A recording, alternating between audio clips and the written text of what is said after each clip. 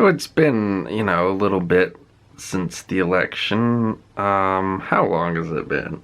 It's VEDN Day 16, so it's been 11 days since the election. So you've had a little bit of time for liberals to adjust, adjust to their new reality.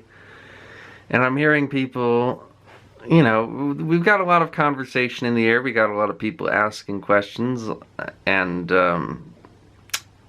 trying to come up with answers to those questions. And one very interesting problem on my mind is something I am hearing people saying. I think Kyle Kulinski is saying this a lot right now. He's saying the age of civility in politics is over. He's saying that the age of the manicured, put-together politician is dead. And now we are living in the age of the rough-around-the-edges politician. That we're kind of back in the 1830s again with Andrew Jackson.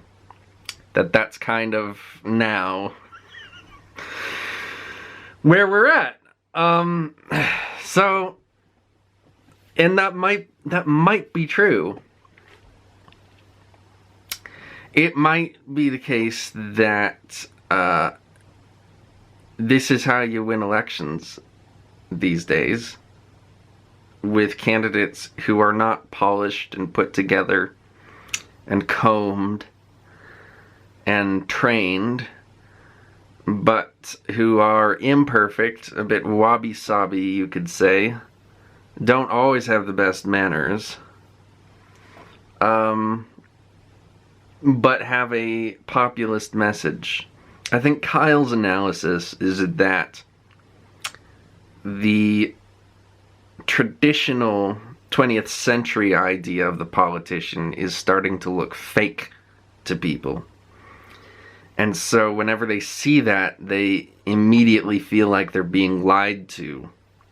Whereas when they see someone who is a little bit less articulate and a little bit less put together, and who is just trying to use basic appealing terms, then they see in that somebody who is less likely to lie to them. Which I do think is a fallacy, but I can see why people have gotten to that point.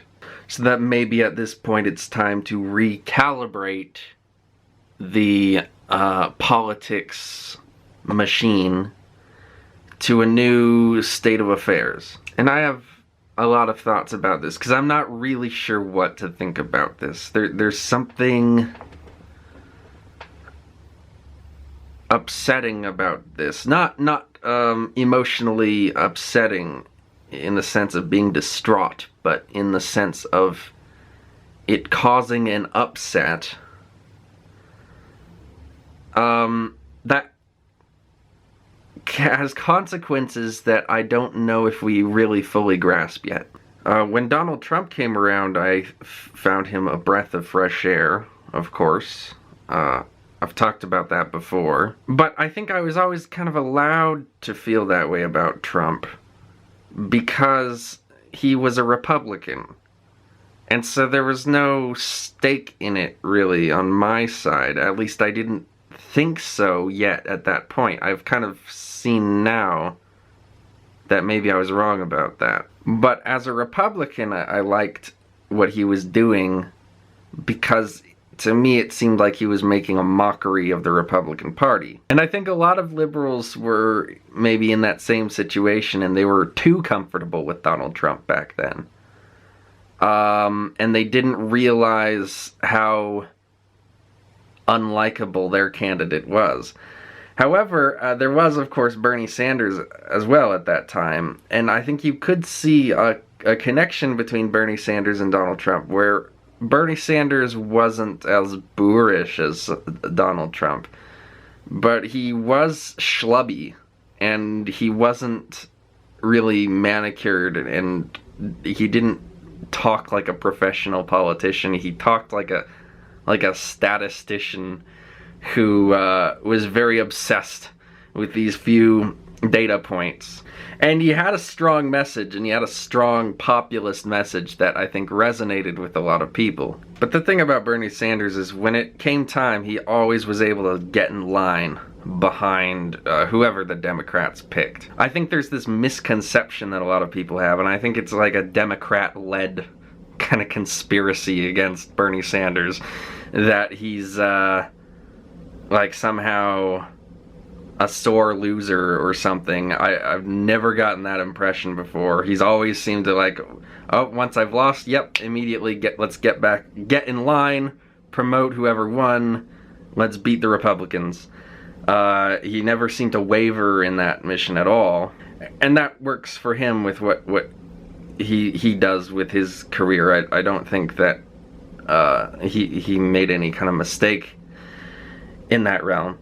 A lot of people seem to think he did. I don't think so. However, the way people like Kyle are talking, there's this idea that I'm seeing coming along that is suggesting that we might need someone who's willing to go that extra mile. That it's not enough to be a populist on the campaign trail, and then when you lose, to just get in line like an obedient dog. And in fact, Bernie Sanders himself actually had some pretty critical words for the Democrats after Trump won recently. But if it's true that the age of civility politics is over and that we need to push in a more confrontational direction with the Democratic Party, my question is, do we really have it in us to do that? And I'm kind of at this point thinking we don't. And I don't think that there's an easy answer for this either. I don't think that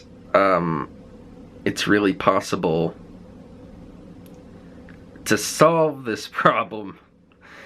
I think probably the best solution to open up would be the ranked choice vote, but it seems like this country is just irrationally opposed to being able to vote for more than one person, which would give them a way better chance of actually electing someone they want, which is extremely disappointing. And of course I talked about that in my video 11 days ago, or 10 days ago I guess, because it was the 6th. So with that off the table, I mean, I don't really see a way to open up this sort of latent populist dirtbag left within the Democratic Party, unless somehow the people at the top within the Democrats, the most influential Democrats, monetarily speaking, see the potential in that and really want to invest money into that kind of candidate. But I don't think they will, because I think that candidate will be much more opposed to their interests, and so that's not the kind of candidate they're going to want to support anyway. What you're going to have is like a fake populist Democrat who's not an actual progressive, but kind of pretends to be, but is very clear that, you know, when he's behind closed doors, that he's not a progressive, but does all the same kind of dirtbag politics as Donald Trump. That is probably what you would need in order to get elected. But I just don't know where you're gonna find someone like that. It seems like a very difficult thing to find. And even so, like, I don't know if that would work on the voters. It's just this idea that we can copy what the Republicans did. I just don't see it as realistic. And I also don't see it as a good thing. I kind of do, though. It's complicated. Like, probably the most dirtbag left politician we've had who ran for president in a high-profile way recently was that guy Richard something. I don't remember his name, I think his first name was Richard, if I'm not mistaken. He was from West Virginia. He was a congressman, like a representative. He was actually a state senator from West Virginia, and then he ran for a House seat and lost, and then used that publicity he got for swinging a bunch of Republican voters up like 30 points in that district. He used that publicity to then run for president. And he was this liberal redneck guy who wanted to put body cams on lobbyists, and he had this like really like economic populist pro-coal because he was from West Virginia, but also like very progressive kind of agenda. And he was like a Southern good old boy. He was repping for the miners. You guys don't want to talk, and your person you're representing don't want to talk. I'll debate her in a Wendy's parking lot right now. Anytime. That's right. You're welcome. Well, number one, we need to overturn Citizens United. That's number one. And number two, have the courage to point people out. You know, I don't want someone to sit and say that they're going to fight the opioid epidemic. I don't care if they're Republican, Democrat, Independent. If they're taking money from Big Pfizer, or not Big Pfizer, but Big Pharma, then they're part of the problem. You know, people have to understand. If it was up to me, I'd put a body camera on every single lobbyist that walks into every office. I think that the people deserve the right to see what truly goes on behind the scenes as well. On several occasions, you came here to speak for Carol Miller. You called me a stone cold crazy wacko, and then you mispronounced the way I say my name. But make no mistake about it, you're going to know my name. I'm Richard Ojeda.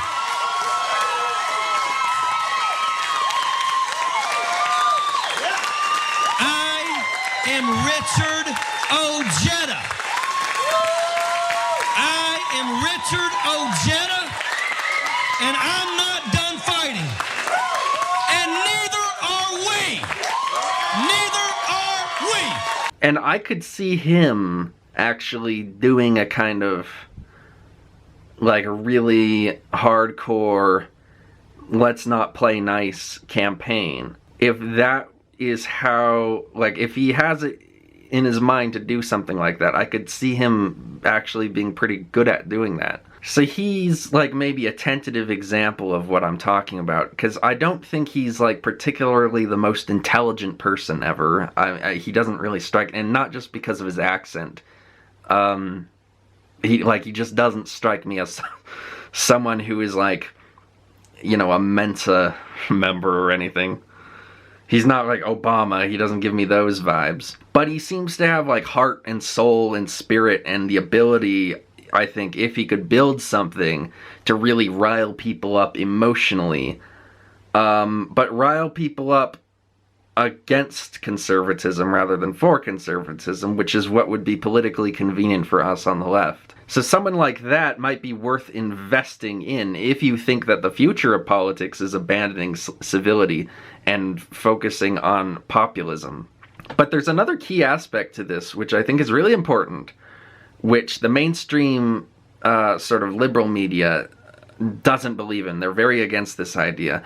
But if this is the direction we're going in, if we are going in this populist direction, we need to acknowledge this, which is that populism actually is quite extremist, comparatively speaking. You know, it's on the extreme end of our Overton window. So what that means is that I think the future, if this theory is indeed correct, then the future would be a candidate who really tries to distinguish himself from the Republicans as much as possible, in the same way that Donald Trump distinguished himself from the Democrats as much as possible.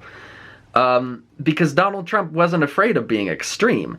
You know, his rhetoric is very extreme, you know, very like, we're anti-Mexican, I know that he's not in favor of a national abortion ban, but very heavy on the abortion rhetoric.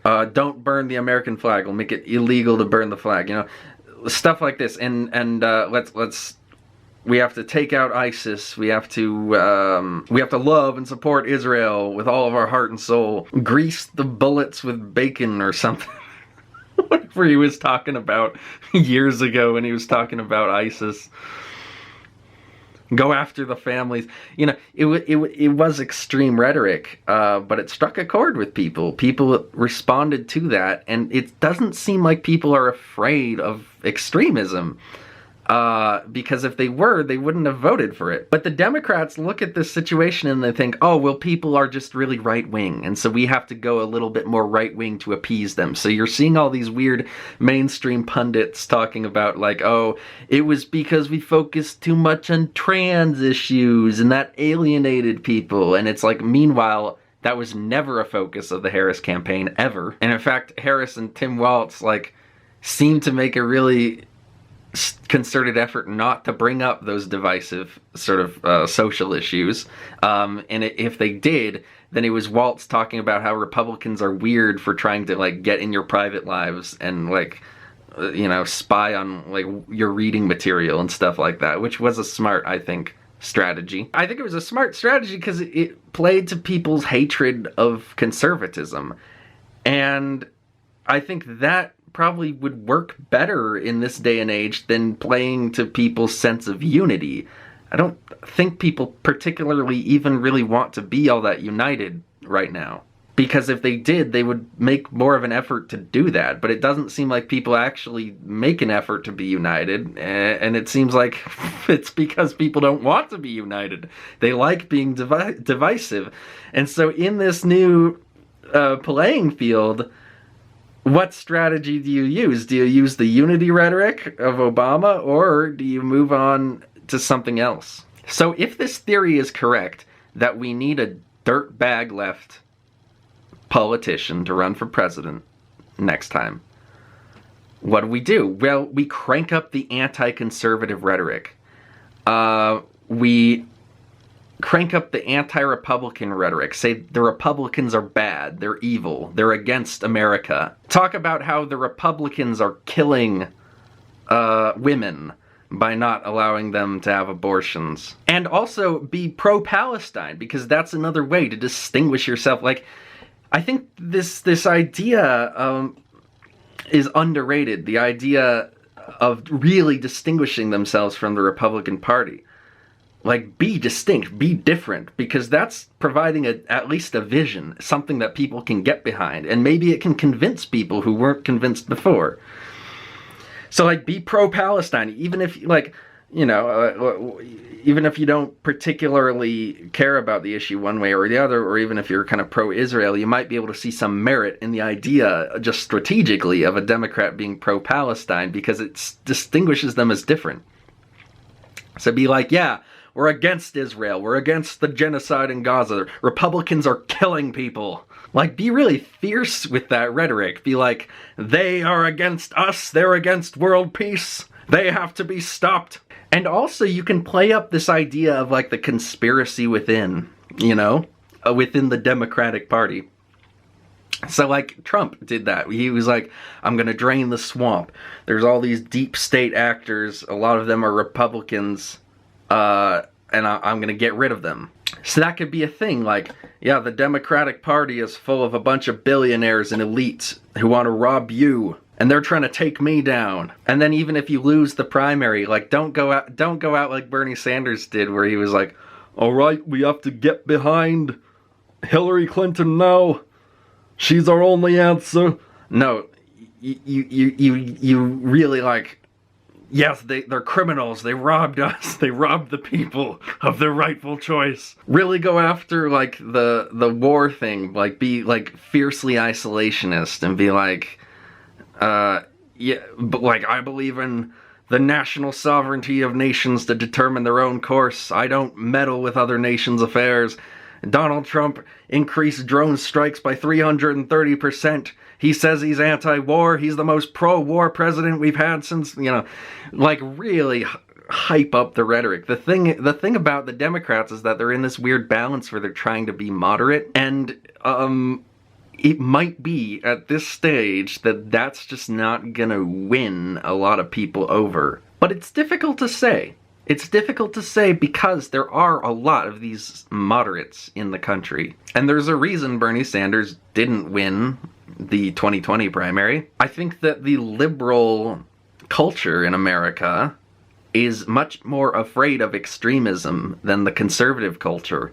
And so I think it will be harder to make a strategy like this that worked for the conservatives work for the liberals. And also the other kind of problem I have with it is that I don't really like the idea of just continuing to degrade the political culture. Because while I can see the benefit of having like a strong man in power who is going to go chart his own course, I also worry about the further destabilization of the republic and how people can like lose faith in their political system over time by thinking that there's nothing worth preserving because all we have is just corrupt anyway, and so we might as well get rid of it. We might as well tear it down. There's this kind of nihilism that sets in, but with the nihilism comes, I think, a lack of stability, which can result in some really disastrous outcomes, and we've seen that in history. Like, look no further than the Spanish Civil War if you want an example of how a republic can go wrong. And so I've actually found that, like, lately I've been much more interested in civility politics than I ever was before. And I think a lot of that is due to my study of history. I've just seen what happens to republics over and over and over when they don't have a strong sort of psychological myth of the value of that republican system. When the belief in the system erodes, you get disastrous consequences. But the thing is, it's eroding already, and it just keeps eroding more with the Republicans. And I don't know if a dirtbag left president or presidential candidate would make this situation any better, or actually just make it worse by contributing to that. By really hyping up the emotional rhetoric and being like, we're not trying to get people to think logically, we're trying to get people to think emotionally and to rally behind us, because that's where the source of strength is going to come in. That's, of course, very key to fascist thought, and I don't say this to poison the well, because obviously, you know, I don't use the term fascist to poison the well the way other people do, but I'm making that point because in fascism didn't really value, I think, didn't see any real hope. They didn't have that kind of Lockean belief in the sort of natural rationality of man. And so their mentality was, we need, in order to create a stable society, we need to get rid of this idea of that people are going to sort of rationally come to decisions as a group. And instead we need to get behind this idea that we need to unite the nation behind this myth, this national myth, and make the myth, the political myth, the thing that drives us forward and keeps us unified and keeps us a family, and gives us faith in the political process that we have. And that political process being something different from the status quo that they were living in at the time, something more conducive to really an active spirit of government. In the case of a lot of these different fascist groups, it was this idea of replacing democracy with a dictatorship. In the case of the British Union of Fascists specifically, there always was this idea that Britain just was fundamentally not a dictatorial country. And so you had to work with that culture to create something a little bit more amenable to the British psyche, that being this sort of corporate democracy idea that Mosley came up with, where it wasn't necessarily his invention. He kind of was inspired by what they did in fascist Italy before 1926. But that's where this sort of nihilism takes you in politics, when you don't believe in Republican values anymore.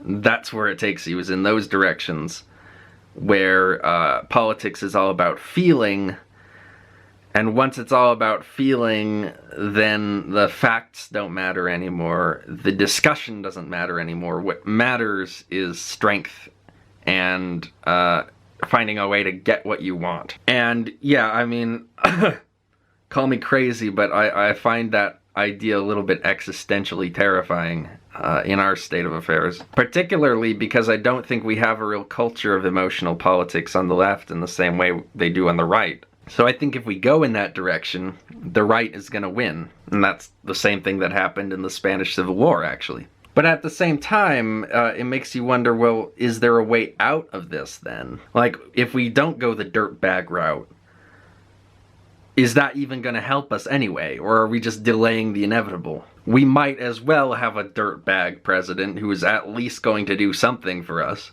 And I can kind of see that mentality too. I think right now it's a big question on my mind